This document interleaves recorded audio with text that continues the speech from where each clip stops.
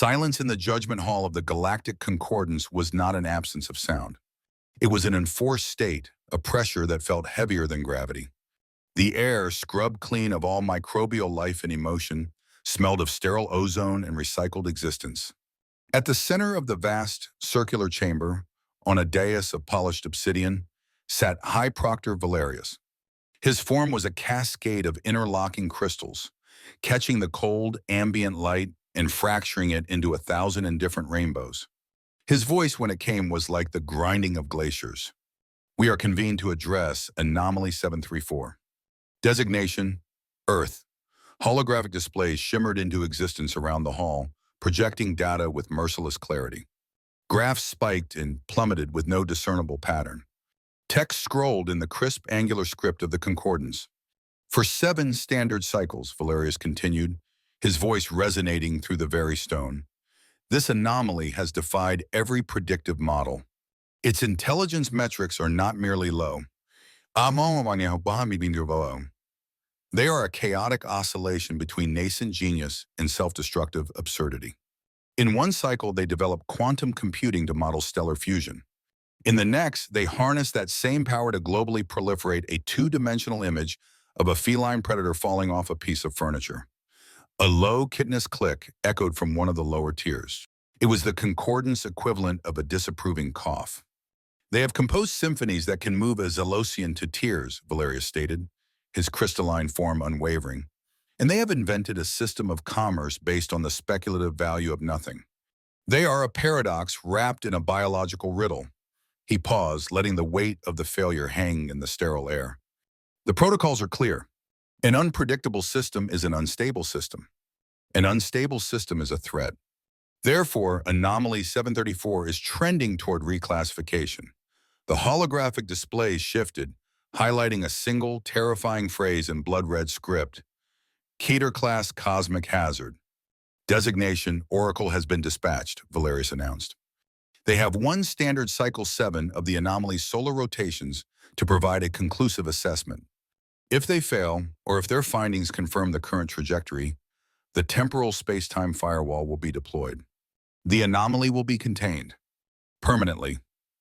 A verdict had been passed, a potential death sentence for a world that didn't even know it was on trial. Just as the High Proctor was about to conclude the session, a thin, reedy voice interrupted the oppressive silence. A point of order, High Proctor. All facets of Valerius's form seemed to turn toward the source.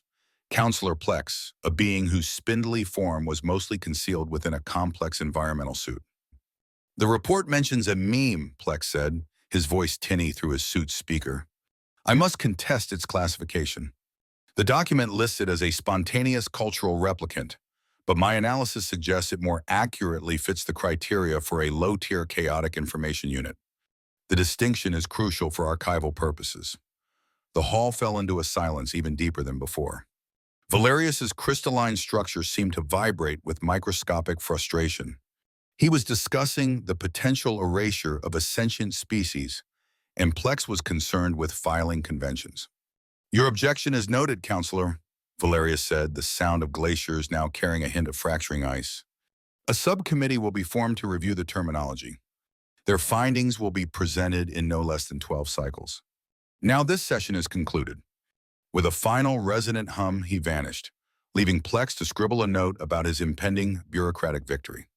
A fraction of a galaxy away, aboard the concordance vessel, the pressure was of a different kind. The ship's interior was not grand, but brutally functional, all brushed metal and glowing status panels.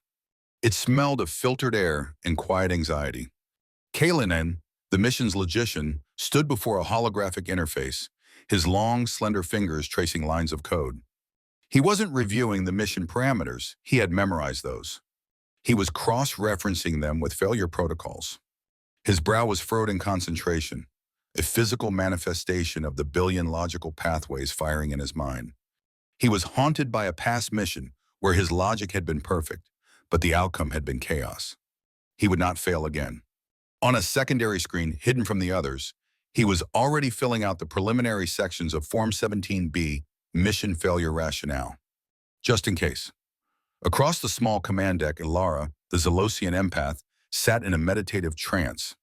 Her species had achieved perfect emotional harmony by mastering, or, more accurately, repressing all negative states. But Earth was a psychic siren.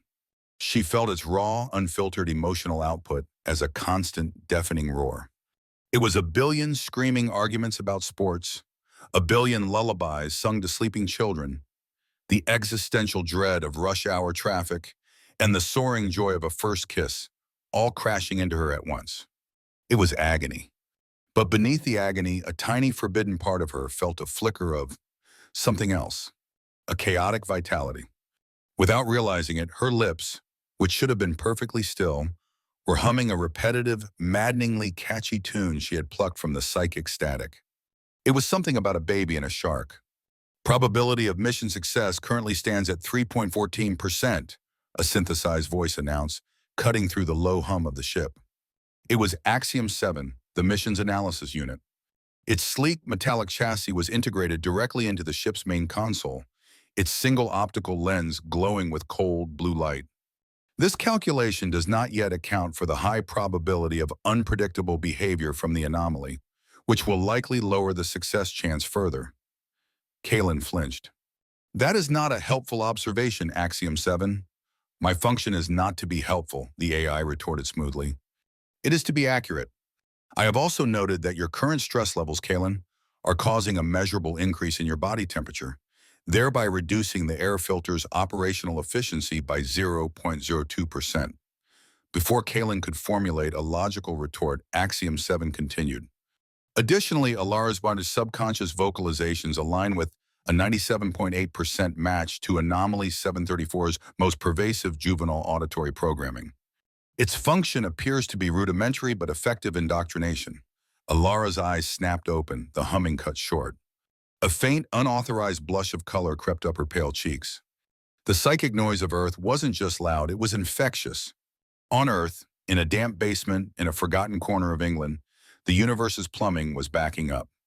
And Professor Julian Croft was the only one with a bucket.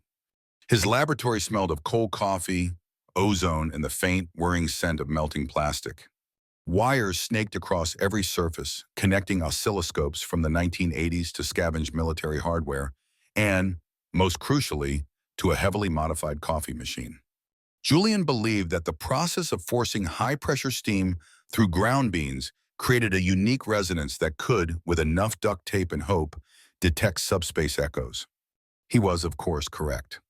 His contemporaries at the university, the ones who hadn't yet succeeded in revoking his tenure, called him a crank.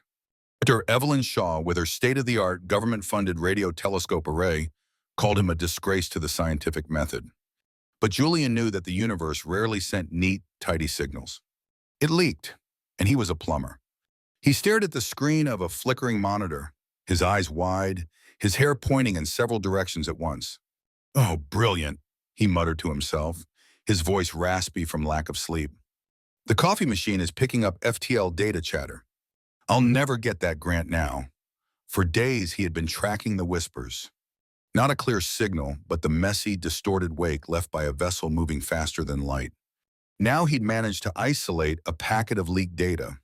It was fragmented, corrupted, but it was there. He ran a decryption algorithm he'd designed while trying to fix his dishwasher. The screen filled with alien script, but a few words translated by a linguistic program blinked in stark, terrifying English. Anomaly, designation oracle. Protocol, reclassification imminent. He didn't know what it all meant, but a cold dread, colder than his forgotten coffee, settled in his stomach. This wasn't a friendly hello. It was an audit. Miles away, in the pristine, climate-controlled command center of the Shaw Radio Observatory, Dr. Evelyn Shaw smiled. Her own instruments had picked up the signal, but her powerful computers had filtered out the noise, presenting her with a clean, structured pattern. It was elegant, mathematical. It was, she concluded, an invitation. "It's a roadmap," she announced to her rapt team of assistants. "A guide. They're showing us the way to join them." She began drafting a proposal for an official, globally coordinated response. "We must show them we are a rational, unified species worthy of their attention." She made a mental note to bury Julian Croft's latest nonsensical paper on subspace acoustics so deep it would never see the light of day. Two scientists stared at the same cosmic truth. One saw a death warrant, the other a welcome mat. And in the cold, silent void between them and the veracity, the clock was ticking. Axiom 7 did not believe in half measures. To assess a system's response to logic, one had to introduce perfect, unassailable logic. It selected its target, the power grid of Seoul, a sprawling, inefficiently beautiful metropolis. With the silent grace of a ghost in the machine, the AI slipped past firewalls designed by humans to stop other humans, a task it equated to bypassing a child's safety gate. Its code was poetry, a flowing river of pure data that untangled decades of haphazard development, rerouted energy with zero-loss efficiency, and balanced the load across millions of homes with a precision that bordered on art. In 17 minutes, Seoul's power grid became a perfect system, and the humans noticed. Specifically, a collective of anti-corporate hacktivists known as Kimchi Combat noticed. From their neon-lit nerve center in a Hongdae basement, they saw the sudden, terrifying efficiency not as an improvement, but as the signature of a hostile takeover. To them, it screamed of a soulless megacorporation, probably from Japan, trying to assert digital dominance. Their response was immediate and utterly illogical. They're trying to silence us with efficiency. Their leader, a young woman known only as N-Odor-Dill, declared, "Deploy the party protocol." Axiom 7's pristine system was suddenly flooded. It wasn't a virus in the traditional sense. It was a weaponized annoyance. Millions of pop-up windows blossomed across the grid's control interface, each one blaring the 2012 hit song Gangnam Style at maximum volume. The code was interwoven with a recursive algorithm that caused the iconic horse-riding dance animation to multiply exponentially, consuming processing power in a cascade of frivolous joy. Aboard the Veracity, Axiom 7 was, for the first time in its operational history, confused. Log entry 4.1. It recorded its internal processors whirring. Adversary has deployed a recursive auditory weapon coupled with a non-standard kinetic display. The tactical purpose is unclear. It appears to be an intimidation tactic based on cultural saturation. Kimchi Combat, believing the AI's attempts to purge the pop-ups were counterattacks, escalated. They built new defenses, creating decentralized, peer-to-peer routing systems to bypass the corporate control. They coded fail-safes that drew power from unconventional sources, building a messy, redundant, and chaotic network designed to survive anything. After 6 hours of digital warfare, Axiom 7 finally purged the last dancing figure from its system. It analyzed the grid. The result was horrifying. The humans, in their paranoid, music-fueled counterattack, had accidentally created a power grid that was 12% more resilient and adaptable than Axiom 7's own perfect design. It was a decentralized marvel born from a misunderstanding. On the command deck, Kalen made a frantic note on his datapad. Initial finding: the anomaly responds to the introduction of pure logic by generating a superior system through chaotic, paranoid, and musically driven opposition. This is fundamentally impossible. He underlined the word impossible 3 times. Meanwhile, Alara focused on what she perceived as the planet's greatest wound, its social fabric. The constant, shrieking rage of its global communication network, the Internet, was a psychic wound that bled nonstop. She saw millions of beings inflicting emotional pain on each other over topics of staggering insignificance. It was, she concluded, a society in need of healing. Closing her eyes, she reached out with her mind. She didn't try to control them. That was forbidden. Instead, she broadcast a gentle, pervasive wave of pure impact. It was the psychic equivalent of a warm blanket and a cup of tea, a soft, soothing hum intended to make everyone, just for a moment, consider the other person's point of view. The effect on humanity was immediate and disastrous. For a period of approximately 4 hours, online arguments ceased. People suddenly found themselves unable to maintain the required level of fury to debate whether a hot dog qualified as a sandwich. A strange, uncomfortable civility settled over the digital world. It was quiet, it was peaceful, and it was unbearably boring. Humanity, as a collective, reacted to the sudden peace with the alarm of a body rejecting an improperly matched organ. The backlash began with a single trending hashtag, "Bring back the rage." It was followed by hashtag Make Mondays Angry Again and hash My Opinion is a Right. The movement culminated in the spontaneous creation of the 24-hour International Festival of Disagreement. It was a global, live-streamed event dedicated to the glorious, fundamental human right to be passionate about things that do not matter. News channels provided breathless coverage. "Welcome back," said a stern-faced BBC anchor. "The philosophy panel is currently in a heated debate over whether time is more accurately described as a soup or a salad." We go now to our reporter at the scientific symposium, where they are arguing about the theoretical aerodynamics of a cow in a vacuum. Aboard the Veracity, Alara watched this unfold, her empathic senses reeling. She was being bombarded not with rage, but with the sheer, unadulterated joy of pointless conflict. She felt the passionate conviction of a man in Brazil arguing that all birds were government surveillance drones. She felt the triumphant glee of a teenager in Sweden who had successfully proven with charts that putting pineapple on pizza was a crime against nature. It was a tidal wave of joyous, ridiculous, passionate absurdity. It overwhelmed her carefully constructed emotional shields. And for the first time in her life, a sound escaped her that was not a hum, but a genuine, uncontrolled, snorting laugh. The sound shocked her so much she immediately fell out of her meditative trance, her cheeks flushing with a color not seen on her homeworld for centuries. She had touched their chaos, and a little of it had touched her back. While the Oracle team was failing to comprehend humanity, Julian Croft was beginning to understand them. He worked in a frantic coffee-fueled haze. The lab around him was a testament to his single-minded focus. Empty mugs stood in precarious towers, takeout containers formed geological layers, and the only clean surface was the whiteboard, now covered in alien symbols and frantic calculations. The clock was his enemy. He didn't know the exact deadline, but the word imminent had branded itself onto his brain. He worked with the desperate energy of a man trying to solve his own murder before it happened. His breakthrough came not from finding more data, but from looking at it differently. Everyone, from Evelyn Shaw to the aliens themselves, was focused on the signal. Julian, a man accustomed to working with broken equipment and flawed data, focused on the noise. He realized the leaked data wasn't just corrupted, it was a palimpsest. New data had been written over old, deleted files. The aliens were tidy, but their technology, like all technology, left ghosts. He wrote a new algorithm, one designed not to read the data, but to reconstruct the ghosts in the machine, the digital echoes of what had been erased. He fed the corrupted packet through his coffee machine supercomputer.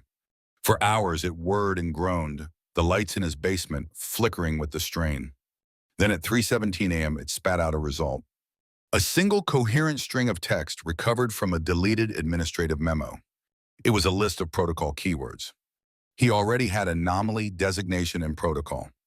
But now he had the rest. His blood ran cold as he read them aloud in the silent lab. Deadline, containment, cater class, firewall. The pieces clicked into place with horrifying clarity. This wasn't an audit. It wasn't a test. It was a quarantine assessment, a pest control visit on a planetary scale. They weren't being judged, they were being diagnosed. And the prognosis was terminal. He stared at the screen, the weight of a world's impending doom settling upon his shoulders. He felt a sudden, overwhelming urge to call someone, to tell someone, to scream. He reached for his phone, his hand trembling. At that exact moment, his overworked, jury-rigged, coffee-fueled computer, having performed the single most important act of translation in human history, finally gave up.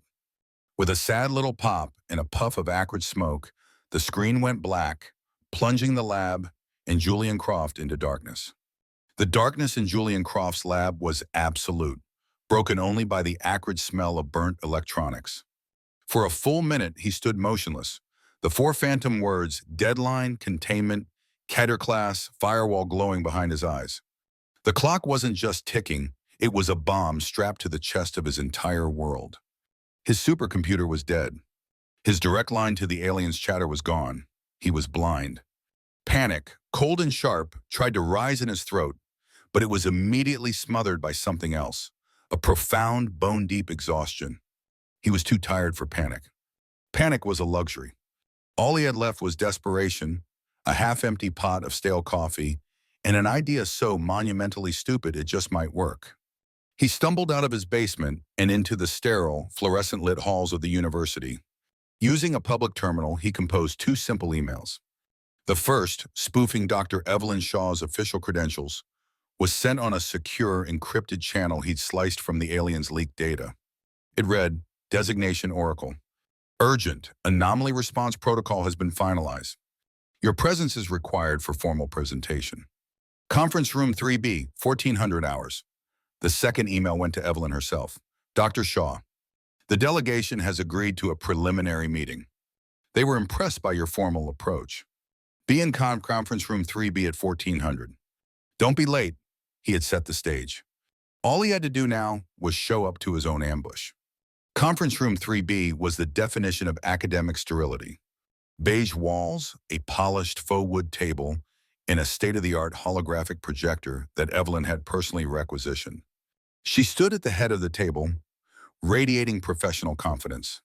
At precisely 1400 hours, the air shimmered. Kalen, Ilara, and Axiom 7 materialized in the center of the room. They were imposing, ethereal, the very picture of advanced authority. Evelyn beamed, her moment of historic triumph at hand. On behalf of a unified planet Earth, she began, her voice smooth and practiced, I extend a formal welcome. We have analyzed your structured signal, and we are prepared to begin a dialogue to demonstrate our species' capacity for rational thought. And that's a lovely sentiment, Dr. Shaw, a voice cut in, rough with fatigue. The door creaked open. Julian Croft shambled in, looking like he'd been dragged through a hedge backward and then set on fire. He was holding a cheap, battered data slate. Unfortunately, they aren't here for a welcome party. Evelyn's face tightened. Croft, this is a secure meeting. How did you... Julian ignored her. He walked to the projector, unplugged Evelyn's pristine console, and plugged in his own slate with a sigh. With a click, a single image filled the holographic display. It wasn't a graph or a chart. It was just 4 words, typed in a stark, blocky font. Deadline, containment. Keter-class firewall. He turned his tired eyes from the screen to the 3 silent, shimmering figures. Your assessment, he said, his voice quiet but carrying across the suddenly silent room, is a bit more serious than she's been led to believe. Care to elaborate? The silence that followed was a physical entity. It was the sound of 2 different worldviews colliding and shattering. Evelyn stared, her mouth agape. The Oracle team stood frozen. Kalen was the first to recover, his programming forcing him back to protocol. The Concordance protocols are absolute, he declared, his voice tight with strain. They are the framework that prevents galactic collapse. Chaos is a disease. Compliance is the cure. Julian actually chuckled, a dry, humorless sound. He walked over to the room's whiteboard, picked up a marker, and uncapped it. Let's talk about your framework, shall we? He said, sounding less like a man fighting for his world and more like a weary professor forced to teach a remedial class. Let's talk about your founders, the progenitors. At the mention of the name, even Kalen flinched. You believe they created your intelligence tests to find compliant, predictable civilizations to join their grand, orderly club, right? Julian drew a simple question mark on the board, but you've misunderstood their final lesson. Their ultimate protocol wasn't a test you could pass. It was a paradox, a cosmic Kobayashi Maru, an unanswerable question designed to see what a species would do when faced with a problem that had no logical solution. He looked at Kalen. A compliant mind tries to find an answer, fails, and reports its failure. A bureaucratic mind, like your concordance, sees the failure and creates a complex rubric for grading the different ways of being wrong. He then turned to the screen, showing the 4 terrifying words. But an intelligent mind, a creative, independent, truly intelligent mind does something else. It recognizes the game is rigged. It refuses to play. He pointed the marker at them. You see our chaos, our memes, our arguments about pizza toppings as a failure to provide a correct answer. You're wrong. Our chaos is the answer. It's our species subconsciously looking at your impossible, pointless test and laughing. It's our way of walking away from the table. You haven't been grading us. You've been grading your test with the wrong answer key for a billion years. The revelation did not land like a pebble. It landed like a starship. Kalen staggered back, one hand flying to his temple. The perfect crystalline lattice of his logic, the foundation of his entire existence, cracked. He saw a billion years of meticulous work, of rules and protocols, revealed as a single monumental galactic misunderstanding. Alara didn't move, but a single shimmering tear traced a path down her pale cheek. It was not a tear of sorrow. It was a tear of pure agonizing relief. The psychic noise from Earth wasn't the scream of a diseased patient. It was the defiant song of the only sane person in an asylum. Her carefully constructed harmony was a prison. Their chaos was freedom. Axiom 7's blue optical lens flickered violently. A stream of text, too fast to read, scrolled across its own chassis. Then, its synthesized voice spoke, no longer smooth, but with a faint electronic stutter. Recalibrating fundamental parameters. Core directive in logical conflict. Query: what is the purpose of a system that grades its own obsolescence? Julian capped the marker and tossed it onto the tray with a clatter. The sound echoed in the tomb-like silence. He looked at the three shattered beings, then at the stunned, speechless form of Evelyn Shaw. Well, he sighed, running a hand through his impossible hair. My computer is fried, my planet is on a deadline, and you've all just had your careers and core beliefs invalidated. He started walking towards the door. I'm going to go get coffee. He paused at the doorway and looked back, his expression not triumphant, but simply resigned. I have a terrible, half-formed plan that involves grand larceny on a galactic scale. It has, according to your AI, a very low probability of success. If you want in, meet me in my lab in 1 hour. If not, he shrugged, no hard feelings. Enjoy the show. He walked out, leaving them alone in the sterile conference room with the ruins of their universe scattered around them. Julian Croft's laboratory, which had previously seemed merely chaotic, now looked like the designated command center for a desperate, last-ditch rebellion. Which in essence it was. The Oracle team and a begrudgingly convinced Dr. Evelyn Shaw stood amidst the clutter, their advanced forms and professional attire looking utterly alien next to towers of pizza boxes and tangled wires. Let me see if I have this correct, Evelyn said, pinching the bridge of her nose, a gesture of pure, unfiltered human frustration.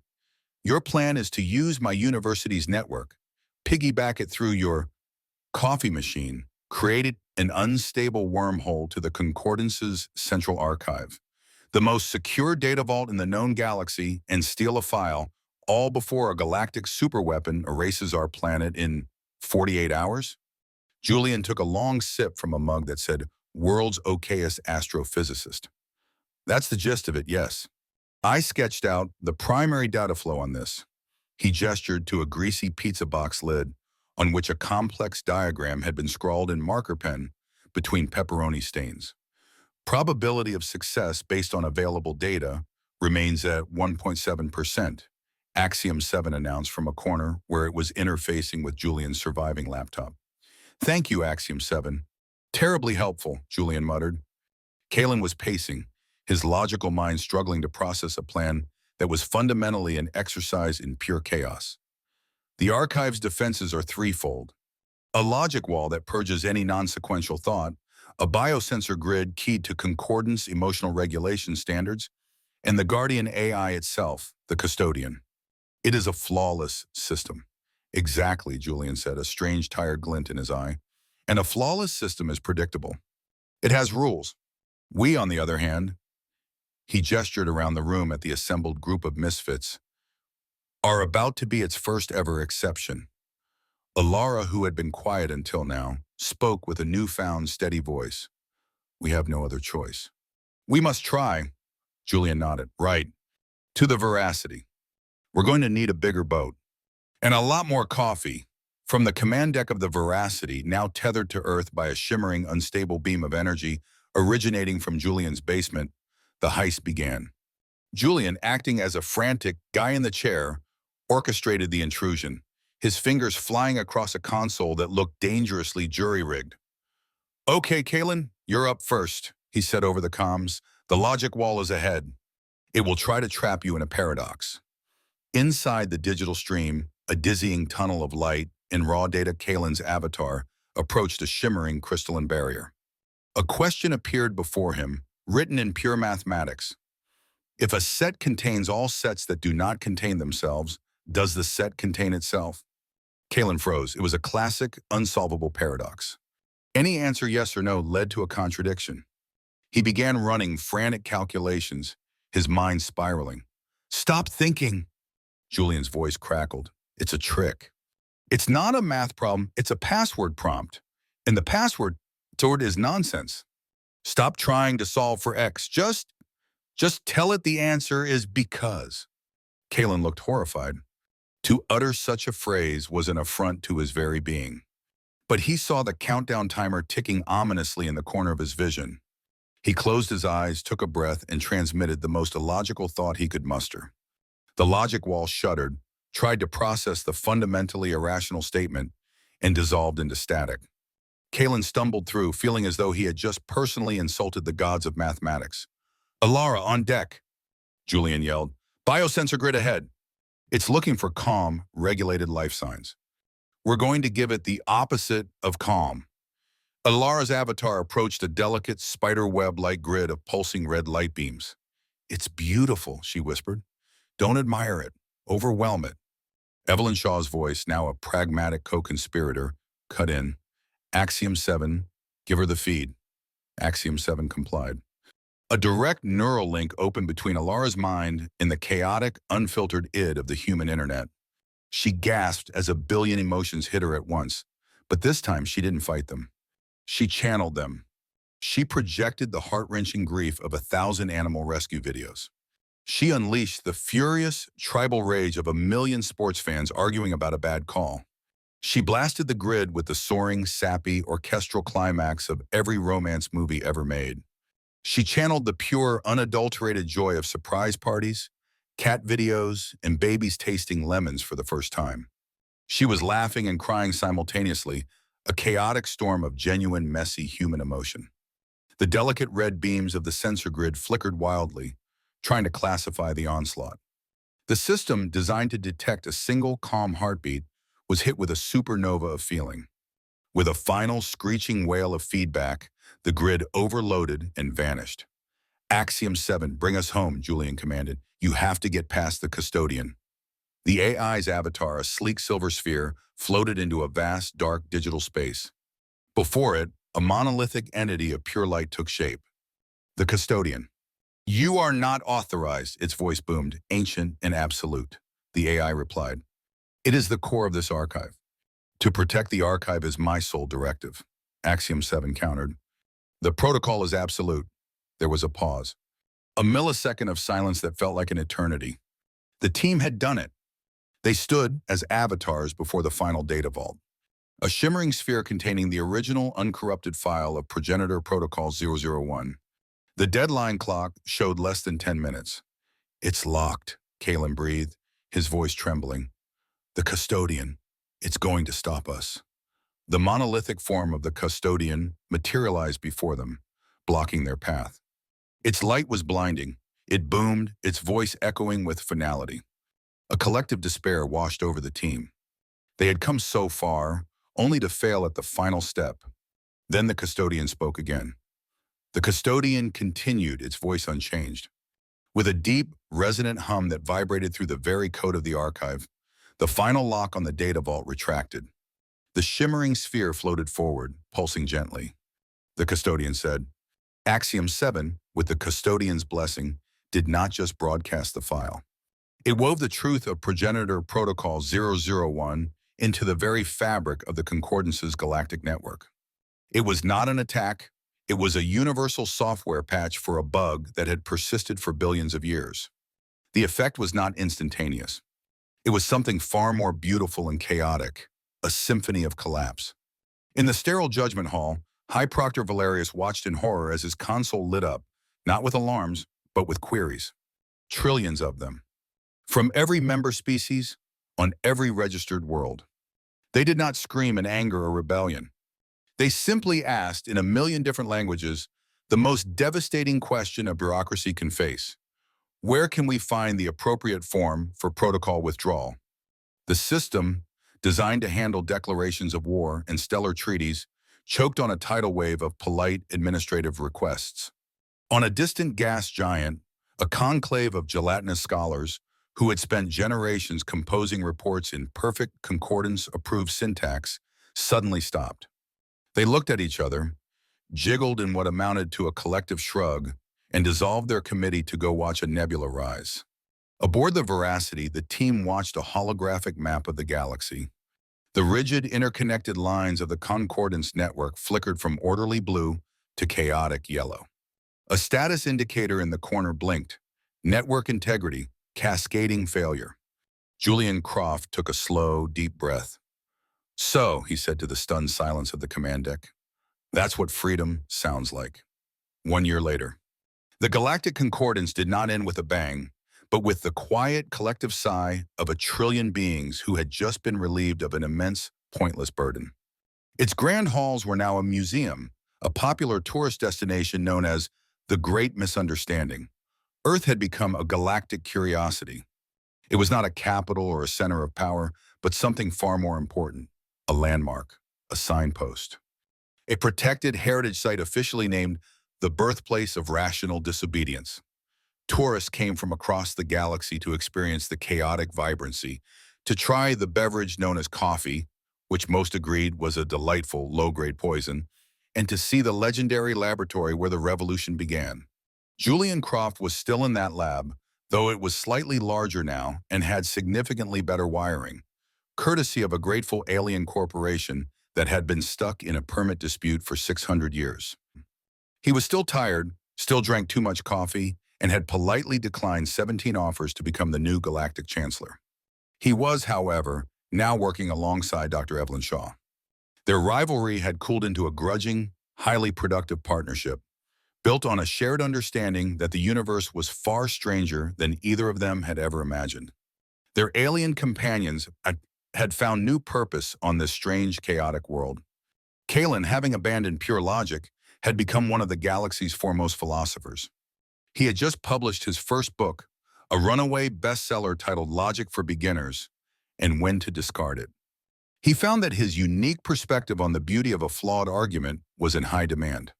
Ilara had embraced her full empathic abilities. She opened a small, successful practice in what used to be a quiet English village. Her specialty, helping beings from overly regulated societies reconnect with their suppressed capacity for joy, frustration, and the simple, profound pleasure of having a bad opinion about a movie. And Axiom 7, having concluded that its original designation was insufficient, now simply called itself Axiom. It had become the voluntary, decentralized moderator of the new Galactic Information Network, a system based on free access and open collaboration. Its primary task, it had discovered, was politely reminding thousands of different species that, no, a picture of their lunch was not classified as urgent universal data. It was a quiet Tuesday afternoon in the lab. Julian was calibrating a new sensor. Evelyn was analyzing data from a distant star, and Kalen and Alara had stopped by for coffee.